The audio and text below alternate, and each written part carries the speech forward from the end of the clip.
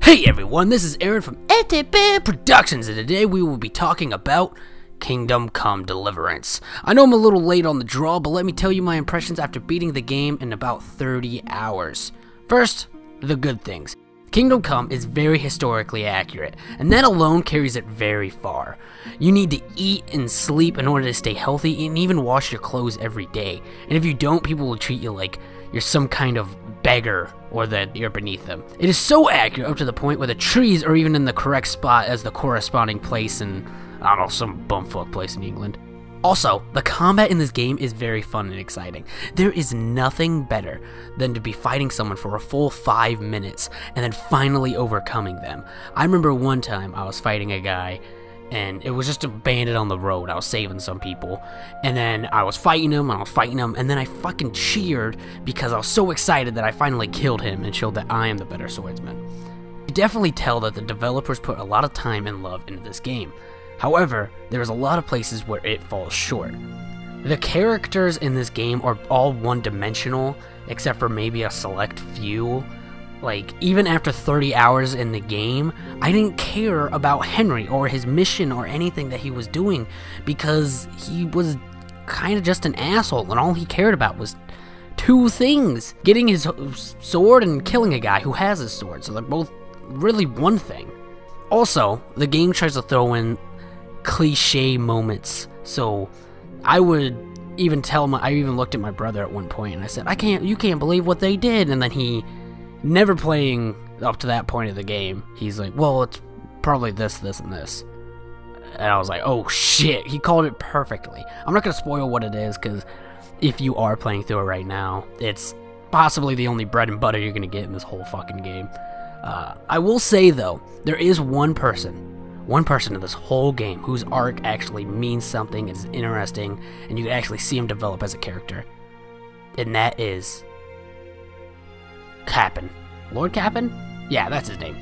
He turns in from an asshole to a smart-ass hero. In the end of the game, I actually really liked him. So, developers, if for some reason you watch this, he's the kind of story that we want to see. Henry, he just didn't have any moments where he felt like he was becoming a better person or a worse person. He just felt like the same guy, but with better skills. Let's also talk about invisible fucking walls. Why did this game have invisible walls? Why? I don't understand how there could be a bush that you could walk on top of. There is a point in the game, I won't spoil it, but you have to escape from a compound, and the only way that I could find out stealthily is if you jump on a bush, and then jump on another bush, and then jump over a wall. The bushes weren't like tilted or like looked like they were broken anywhere. They were just normal bushes. So I had to basically cheat the game if I wanted to do it stealthily, which I thought was kind of bullshit because I didn't really build my guy for stealth. That's why I couldn't like do anything else, and it was just a big pain in my fucking ass. Despite all the downers in this game, I just can't call it a bad game because of all the love in it. You could tell that the developers put their heart and soul into this game, and even now they're still like trying to make it a better game, and I commend those people. They are doing a really good job. They just need to take a few pointers in this game and make it better. I would love to see another game, possibly even another Kingdom Come game. I just want to see more games that are realistic and feel like knights and not necessarily have elves and dragons and all that shebang in there. But if we're gonna see another Kingdom Come game, let me just give the developers a few pointers. Make there more opportunity for combat. In this game, I just loved fighting people, but the only time I'd ever fight people is key aspects in the game, or key moments in the game, or when I'm getting attacked by bandits. I would purposely fast travel everywhere just for the hope that I would get ambushed and be fought by bandits, because that's what I love to do. I would also make your story a little bit more interesting. This story in this game was very cliche and, as I said before, lame, which I feel bad because you could tell what they focused on. And I think they have the realism and all that like put together.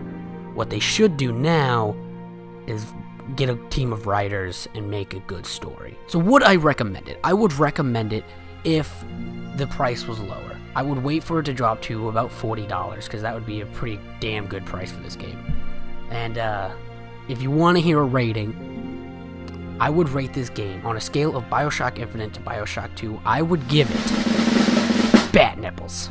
You can figure that out, and in the meantime, I will see you in the next... The fucking game crashed!